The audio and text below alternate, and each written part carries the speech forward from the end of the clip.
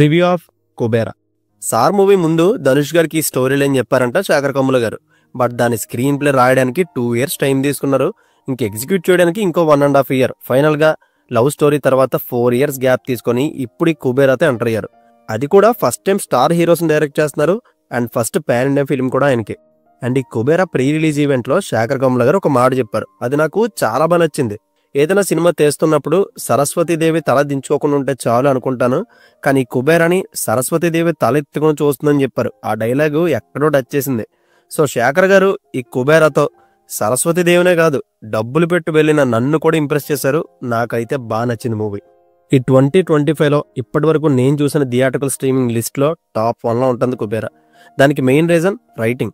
అసలే తెలుగులో కథలు తక్కువైపోతున్నాయి, ఫ్రెష్ కాన్సెప్ట్లు రావడం మెల్లిగా తగ్గిపోతున్నాయి. మళ్ళీ ఏ సినిమా వచ్చినా వేరే సినిమాతో కంపారిజన్స్. ఇలాంటి ఫేజ్ లో ఒక యూనిక్ రైటింగ్ తో రిచ్ పూర్ అనే క్లాస్ డిఫరెన్సెస్ ని సమ్ పార్ట్స్ లో ఎంగేజింగ్ నెరేషన్ ఉన్న విత్ బ్యూటిఫుల్ స్క్రీన్ ప్లే తో మెర్జ్ చేయడం, అది కూడా 3 hours కూర్చోబెట్టడం శేఖర్ గారి నుంచి అస్సలు ఎక్స్పెక్ట్ చేయలేదు.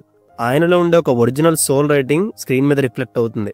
అండ్ ఈ కుబేరాలో ఎలివేషన్లు, బేబత్సమైన కమర్షియల్ ఎలిమెంట్స్ ఇలాంటి స్టఫ్ మీద ఎక్కువ ఫోకస్ పెట్టకుండా తను నమ్మిన కథని హానెస్ట్ గా బ్యూటిఫుల్ క్రాఫ్టింగ్ తో డెలివర్ చేశారు ఆయన.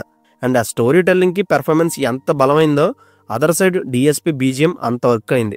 ట్రైలర్లో వస్తుంది కదా ఫాస్ట్ పేసర్ బీజిఎం ఒకటి, దాన్ని కరెక్ట్ మీటర్లో ఎక్కడ కొట్టాలో అక్కడ కొడతాడు. ఈవెన్ సాంగ్స్ కానీ వాటి ప్లేస్మెంట్స్ కానీ కరెక్ట్ టైంకి పడతాయి. అండ్ ఆ పాటలన్నీ కథతో ట్రావెల్ అవుతుంటాయి కానీ అన్నెసెసరీగా ఇంక్లూడ్ చేసినట్టు ఒక్క సాంగ్ కూడా అనిపించలేదు. అండ్ హిట్టింగ్ అనిపించే మంచి ఎమోషనల్ సీన్స్ ఉంటాయి. మూవీ స్టార్ట్ అయిన విత్ ఇన్ షార్ట్ టైంలోనే కథలో లీనమైపోతాం.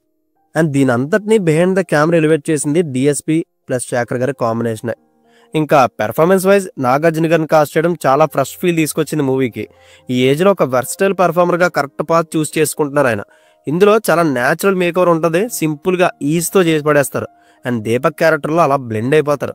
ఈ కుబేరాలో ఆయన రోల్ చూసిన తర్వాత వెంటనే కూలీలో చూడాలనిపించింది ఆయన్ని, ఎందుకంటే అందులో ఫుల్ వైల్డ్ క్యారెక్టరైజేషన్ కదా, మామూలుగా ఉండదు. అండ్ రష్మిక రోల్ కూడా చాలా ఇంపార్టెంట్ సినిమాకి. అన్నెసెసరీగా అయితే కథలో తీసుకురాలేదు. తన cinema to cinema acting level పెంచుకుంటూ వెళ్తుంది. Obviously she did a great job. అలా డంప్ యార్డ్ లో దొల్లడం, ఆ ప్లేస్ లో ఉండి నటించడం, ఎక్కడైతే చేయను అక్కడైతేనే చేస్తానన్న లిమిటేషన్స్ ఏం పెట్టనందుకు అప్రిషియేట్ చేయాలి.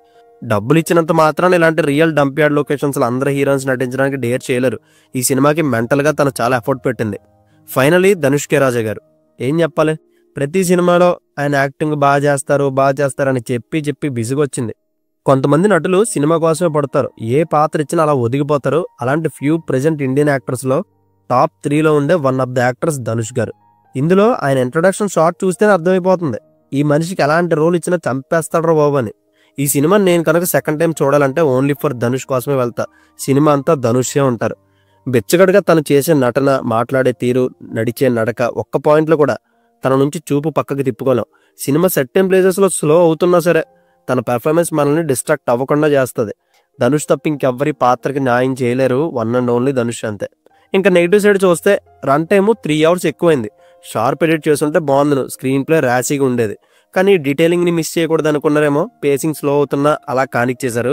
అన్నెసెసరీ సీన్స్ అని చెప్పలేను కానీ కొన్ని సీన్స్ ప్రొలాంగ్ అయ్యాయి అంతే. 1 word లో చెప్పాలంటే రన్ టైమ్ ఇష్యూ అయింది నాకు. Anyways, don't miss it in theatres. అప్పుడప్పుడు ఇలాంటి యూనిక్ స్టోరీస్ వస్తుంటాయి, అది కూడా మన తెలుగు నుంచి. సో వచ్చినప్పుడే చూసేయండి, మూవీలో ఖచ్చితంగా ఇన్వాల్వ్ చేస్తుంది ఇది. అండ్ అడల్ట్ కంటెంట్ అనేదే ఉండదు. ఫైనల్ గా ఈ మూవీకి నేను ఇస్తున్న రేటింగ్ 3.25 out of 5.